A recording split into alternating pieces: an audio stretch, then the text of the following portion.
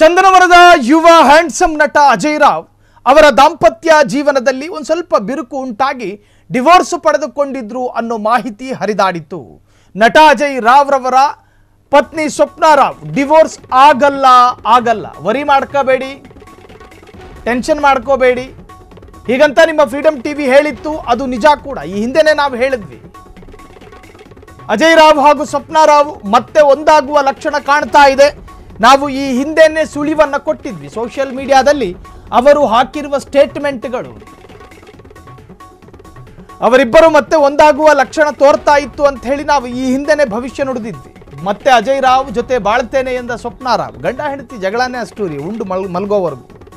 Social ಮೀಡಿಯಾದಲ್ಲಿ ಈ ಬಗ್ಗೆ ಮಾಹಿತಿ ಹಂಚಿಕೊಂಡ ಸ್ವಪ್ನಾ ರಾವ್ ಮಗಳ ಭವಿಷ್ಯಕ್ಕೋಸ್ಕರ ಕ್ಷಣ ಕ್ಷಣದ ಸುದ್ದಿಗಳಿಗಾಗಿ ಫ್ರೀಡಂ ಟಿವಿ ಸಬ್ಸ್ಕ್ರೈಬ್ ಮಾಡಿ, ಲೈಕ್ ಮಾಡಿ ಹಾಗೂ ಫಾಲೋ ಮಾಡಿ. ಹೊಸ ಸುದ್ದಿಗಳ ನೋಟಿಫಿಕೇಶನ್ಗಾಗಿ ಬೆಲ್ ಐಕಾನ್ ಮೇಲೆ ಕ್ಲಿಕ್ ಮಾಡಿ.